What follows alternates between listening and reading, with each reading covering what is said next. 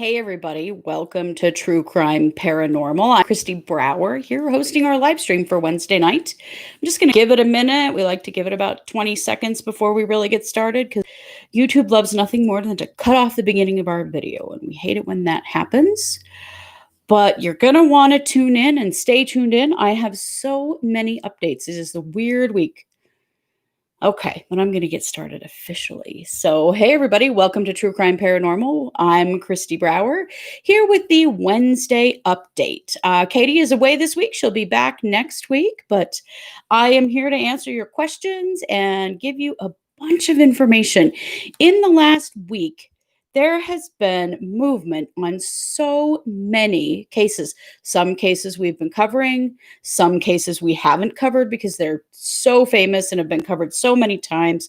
There's a lot of information to share. So I'm going to give you a bunch of updates tonight. I'm going to start, of course, with Chad Daybell because we've been covering the Daybell Vallow case of the missing children, Tylee and JJ, who are now the murdered children, Tylee and JJ.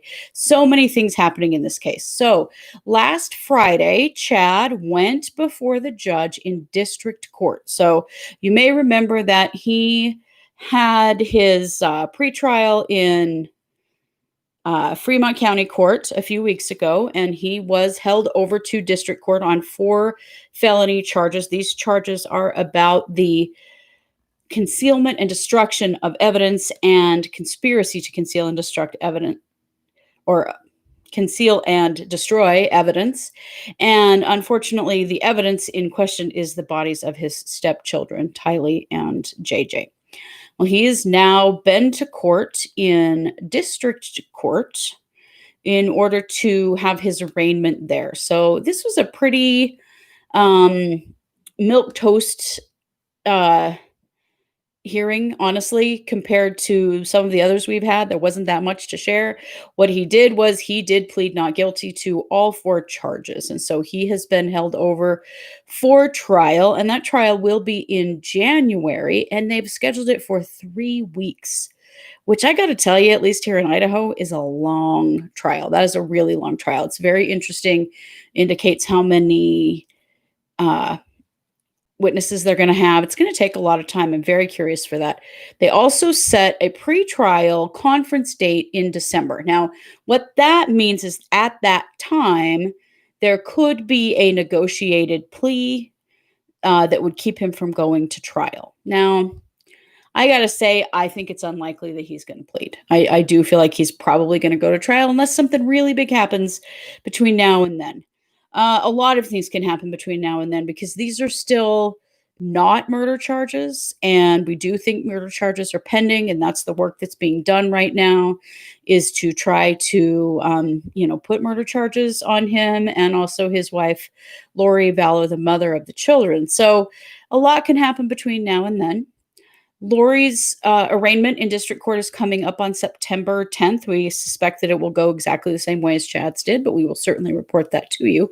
But that's kind of where things went. He sat in court with his resting toad face, as he is known to do, and there was very little communication in this hearing. It was a Zoom meeting, and it really was just very quick and cut and dried. So, but we do know he's now in district court and being held over for potentially that 3-week trial in January.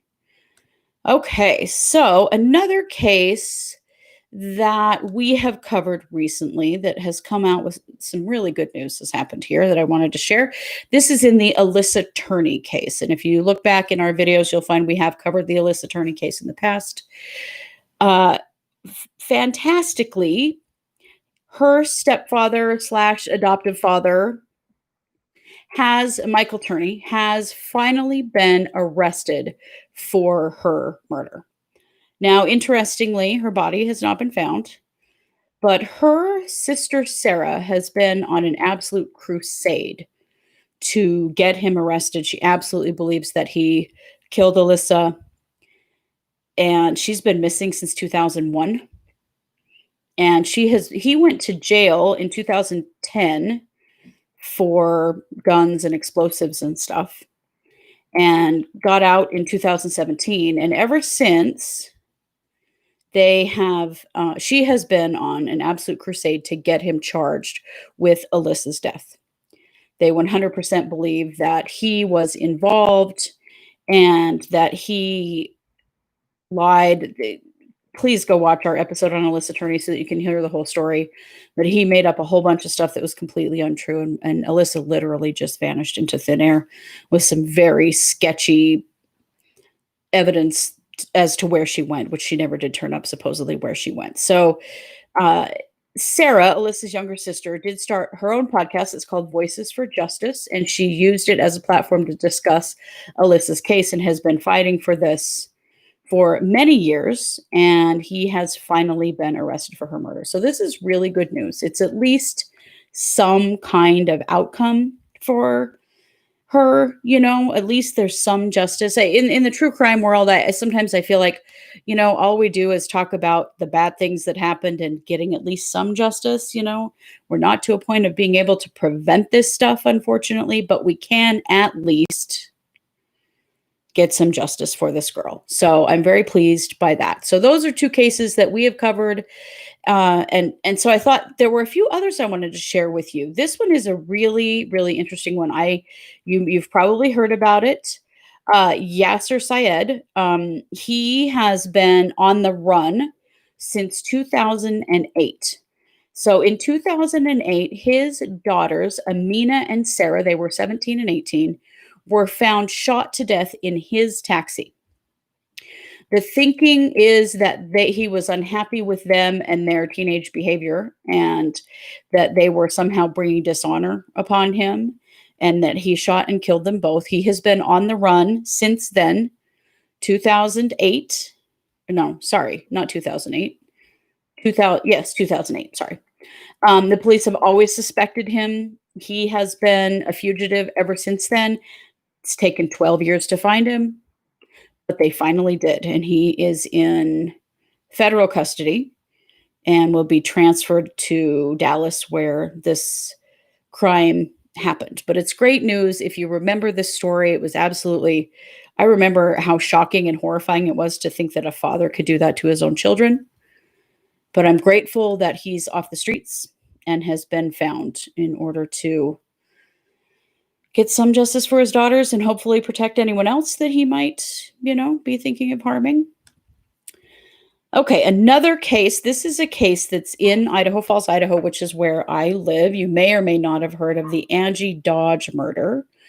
Angie Dodge was raped and murdered in 1996 here in Idaho Falls, Idaho, where I live. A man named Christopher Tapp went to prison, spent 20 years in prison for her murder.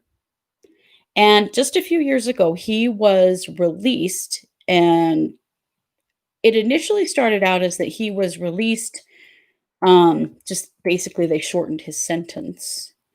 But there's been a lot of work done, a great deal of work done on the part of Angie Dodge's mother, Christopher Tapp's mother, and others that brought in, I think, judges for justice.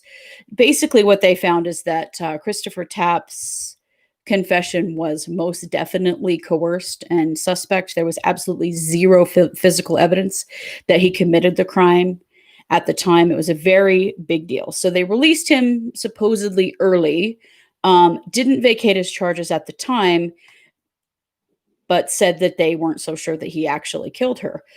Then, using this fantastic familial DNA that we have now, they were able, the police were finally able to identify the DNA in her case, because Christopher Tapp's DNA did not match her case. And they found Brian Drips, who was still living in Idaho. He was living a ways, about 5 hours from here. But he was arrested, and he has been sitting in jail in Bonneville County awaiting trial. So what's happening with Brian Drips right now is that his attorney is trying to get him out on house arrest because of COVID-19. He has congestive heart failure, type 2 diabetes, coronary artery disease. And so he's high risk for COVID-19. Unfortunately, the jail here in Bonneville County, nearly everyone in it has COVID-19. It is, as is happening in lots of jails. They're full of COVID-19. And his attorney is seeking release home to avoid getting the virus. So this is a really interesting question that's coming up. I know it's coming up in other cases as well, as far as an inmate's rights to safety, as well as the community's rights to safety. And, how do we balance this? What the solution that's come back is, well, we'll just quarantine him. We'll put him in his own, we'll basically put him in solitary so that he's separate from everybody else. Well, nobody, that seems reasonable to me. I'm just going to say, I think that's quite reasonable. But his attorney says it isn't, and it's violating his constitutional rights. And so, anyway, there's a hearing coming up about that, and we will continue to cover it because I think it's really interesting. How do we handle situations like this? One of the things that his defense team has said is, don't you want real justice in this case? If he dies of COVID-19 in jail, then he'll never be convicted, which is kind of an interesting thing for a defense team to say. But I don't know. I mean, I'm curious what you all think about this. Is it fair to let him out until his trial on house arrest, or is it too little, too late? Somebody served 20 years in prison for the crime that he has committed. Her family, Angie Dodge's family, her mother, who actually lives right down the street from me, may finally get some justice in this case. And is it fair to think that after what he's done, although he's not convicted, and innocent until proven guilty is the basis of our criminal justice system. So, yeah, I mean, it's a weird question to ask, and really to think about. What do we do in this situation? I don't know what we do. I really don't, but I'd like to know what you all think about it, and to hear, what you have to say about it. But we'll continue to cover that and let you know what happens when the hearing goes to court. It's not going to court until September because of COVID-19, because it's so rampant in the local jail. And so then they're saying, well, his hearing is taking too long. And anyway, it's kind of it's a big mess, really. But I'm curious about it. Where do we draw the line with somebody like this, who they have DNA evidence? He did actually confess after he was arrested, and now he's contesting that confession. So it's a big mess. Long time to sort it out. So do they let him go home so that he stays safe, or not? Good question. Okay, let's talk about a couple of other updates. Scott Peterson. Ooh, this one. Yikes. Okay, Scott Peterson, you probably remember this case, very famous. His wife, Lacey Peterson, went missing right around Christmas time in 2002. A few months later, after they looked and looked for her, it was in April of 2003, her body was found. She was pregnant at the time, of course. And so Scott Peterson was tried and convicted for the deaths both of his wife and unborn son. If you recall, a woman that Scott Peterson was having an affair with finally came forward, and that's really when they were able to move forward on Scott Peterson. So here's what's happened. Scott Peterson was found guilty of first-degree murder for Lacey's death and second-degree murder of their son Connor. He was given the death penalty, sentenced to death in 2004. So they have contested that to the California Supreme Court, and the California Supreme Court's unanimous recognition that there were errors made on the part of the judge in jury selection at the time of his trial that were unfair. Now, they're not contesting the actual conviction. He still is convicted. They did not say that he didn't commit the crime. What they're saying is that during jury selection, the judge dismissed people who should not have been dismissed. So they were asking questions like, do you believe in the death penalty or not? And they dismissed people who said, I don't, but I would follow the law. So if that was the law, I would do it. I would vote for it, basically. And so they came back and said that's not fair, that those people shouldn't have been dismissed because they potentially could have been on the jury. It's this big procedural mess. There's no question that Scott Peterson killed his wife and son, even in this. But because of this, they have vacated the death penalty.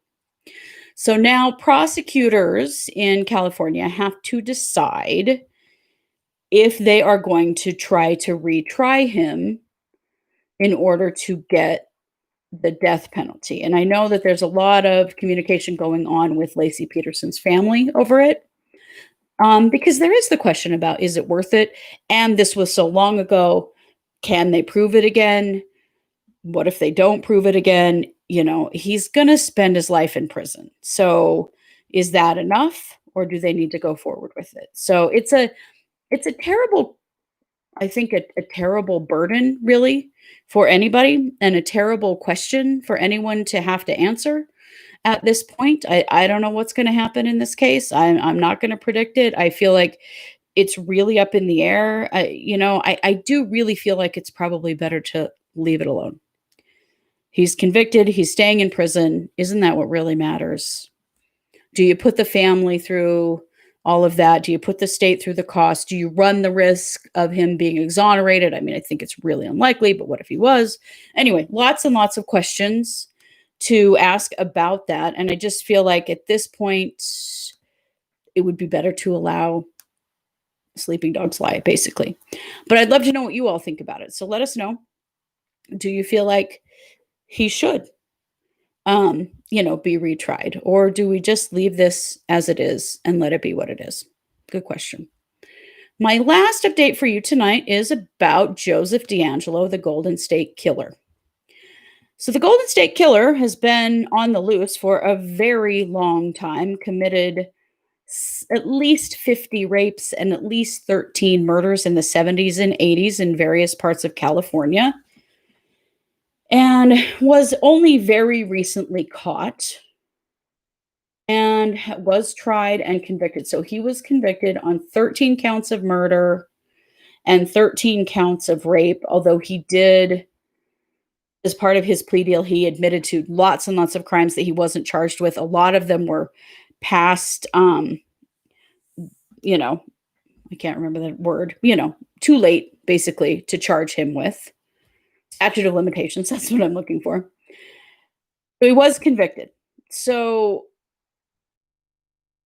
as part of the plea deal, he was convicted for many counts of life in prison, but not the death penalty, which I kind of find interesting because he's 74 years old. I mean, either way, it's a death penalty, right? So he had 11 consecutive life without parole sentences, an additional life sentence, and another 8 years for those counts. So he'll never get out, but he did not get the death penalty. I don't know. All of this feels hard to me because he's 74 years old. If you see pictures of him, he looks like absolute shit. I wouldn't be at all surprised if he hasn't got cancer or a bad heart or something, because he does not look well. He's not going to spend very much time in prison for the absolute terror that he committed in the 20 years that he was active as a rapist and murderer. He's going to get very little, really. I mean, if he lasted 2 or 3 years in prison, I'll be surprised looking at him. I think it's unfortunate. I'm glad he was caught. But, I doubt he would even live long enough to get the death penalty because, well, you know how long it takes. Getting the death penalty is really long. Plus, there's a moratorium on the death penalty in California right now, on the part of the current governor. And it lasts only as long as this governor is in office. So, chances are really good that it would never come up anyway. He's going to die in jail before.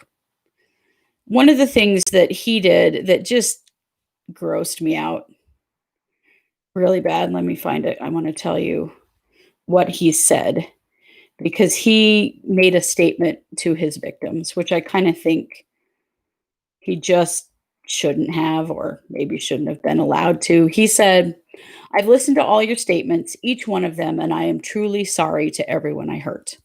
I mean, seriously, is that the most hollow apology you've ever heard for the shit that this man has done? It's unbelievable to me. But it's really hard in a case like this. Like I'm very glad for the families and the victims. I'm very glad for Michelle McNamara. You probably know who she is. She wrote a book um, about the Golden State Killer. She's passed away, but it was her work that really led them to finding him. Like there's good closure here for a lot of people, but the reality of what a small sentence he will serve for what he did is really disheartening. To think that he was free for that long before he was found is really pretty shocking.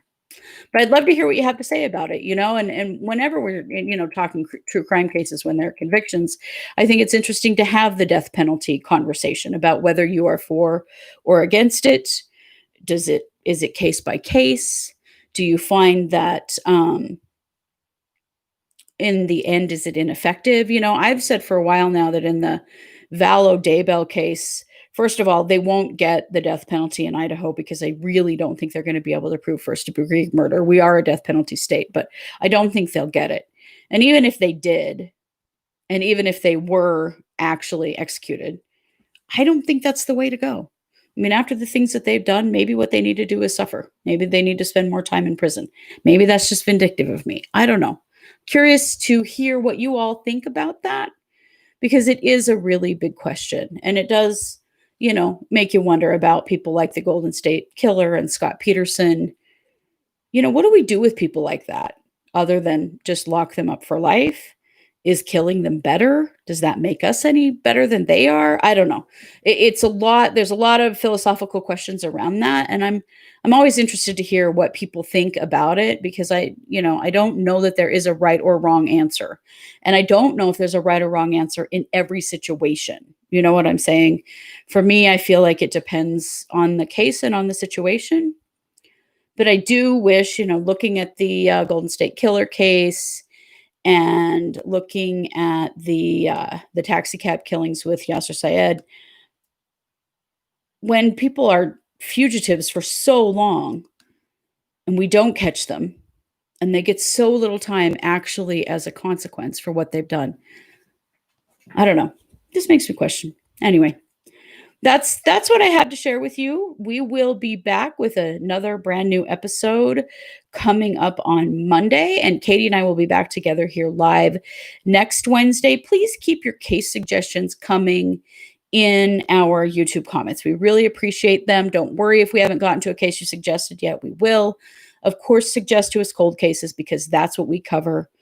And if you feel like we haven't done it, say it again. That's fine. If you go look through our YouTube, we have lots of comments. So it takes a while to get through everybody's, but we really do try to cover cases that you ask for. So I appreciate all of you being here with me and participating in this conversation. Please feel free. All the questions I've asked in this episode, answer in the comments. I'd love to hear what you all have to say and what you think about it. And you've been here with me, Kristi Brower, on True Crime Paranormal.